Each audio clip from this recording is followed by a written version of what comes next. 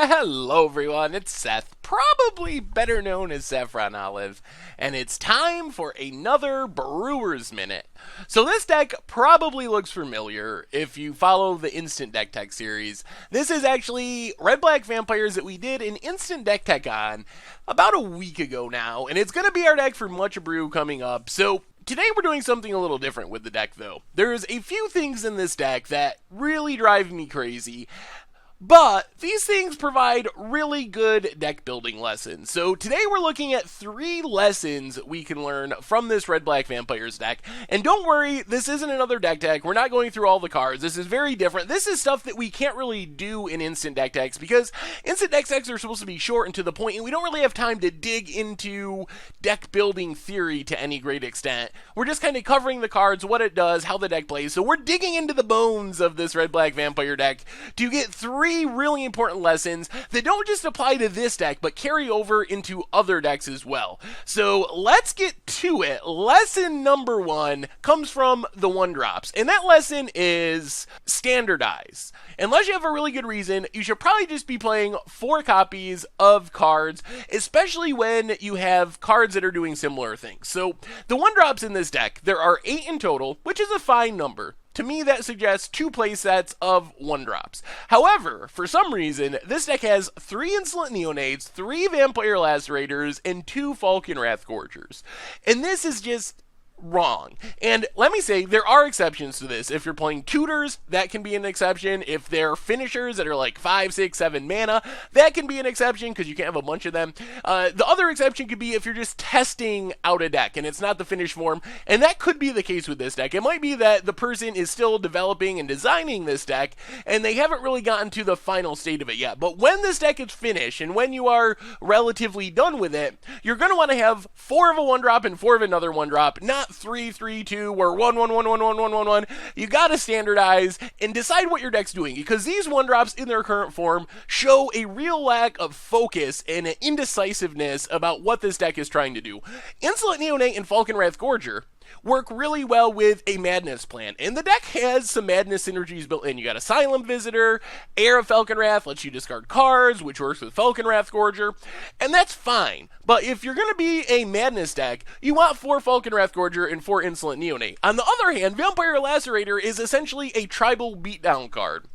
You need to get in damage, get your opponent below 10 life as soon as possible, so you're not taking that damage every turn, and it works really well with Strongkirk Captain and Vampire Nocturnus and other lords that pump it up, help it get in even more damage, help all your team get in damage. The problem is, these plans don't really work well together, and by playing the cards in their current form, this weird split, you're going to run into problems. So really, the deck should decide what direction it's going. Are you going to be Vampire Beatdown, or are you going to be a Madness deck? If you're going to be a Madness deck, play 4 Falcon Wrathgorgers and 4 Insolent Neonates, because what happens when you draw an Insolent Neonate and a Vampire Lacerator and you want to discard a card but you don't have your Falcon Wrathgorgers? That just doesn't work well together. On the other hand, if you're going to be the beatdown deck, don't play the 1/1 Insolent Neonate. That's not helping achieve your goal of getting your opponent to a low life total to support your Vampire Lacerator.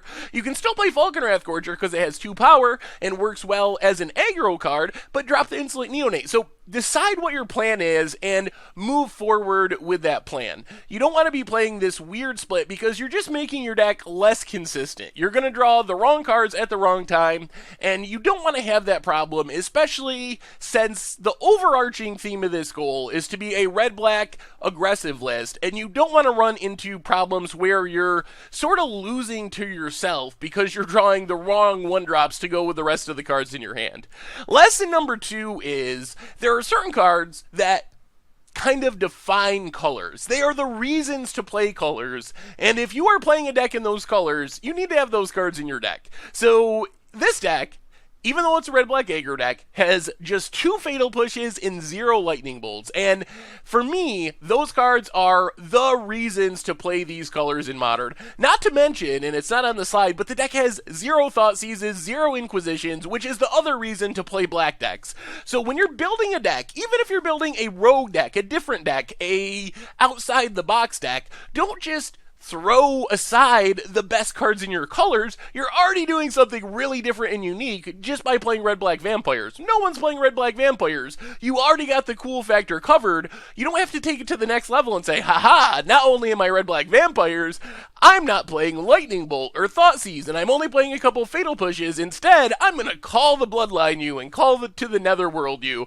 So sometimes there's this danger where we skip over legitimate good cards that should be in every deck we're building in certain colors to put in cool fringe cards that aren't very good, but they're really like sweet and interesting. So get rid of some of the worst cards in your deck and put those cards in every single time. There's just simply no excuse to leave cards like that out.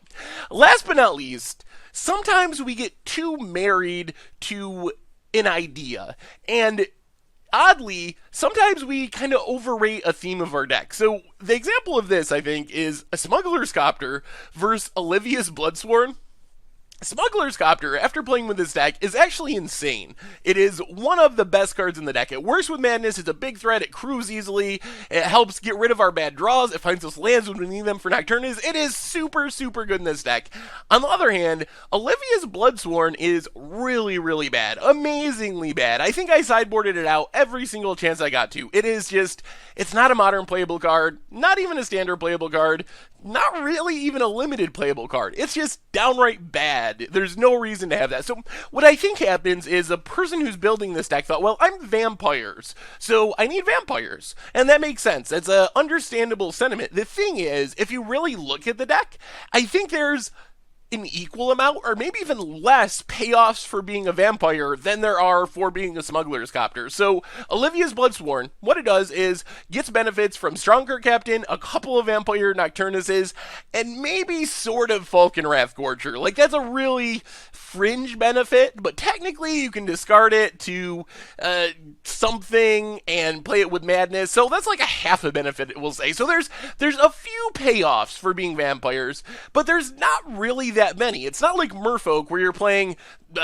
12 or 16 lords and you just want Merfolk because you have all the lords. This deck isn't like that. There are a few reasons to be a vampire, but not really that many. On the other hand, there's actually a lot of reasons to be a Smuggler's Copter. Bloodgas, you discard Bloodgas, get it back for free. That's a really strong play. Asylum Visitor, discard it, you can Madness it. Falcon Wrath Gorger makes all your stuff have Madness, so you're attacking with Smuggler's Copter, looting, discarding your powerful vampires, casting them with the Madness cost while drawing another card. So I actually think there's more payoffs for Smuggler's Copter than there are for Olivia's Bloodsworn. So not only is Smuggler's Copter just a better card by miles, like a million miles better than Olivia's Bloodsworn, there's actually more synergy. So I'm pretty sure the deck should just have 4 Smuggler's Copter.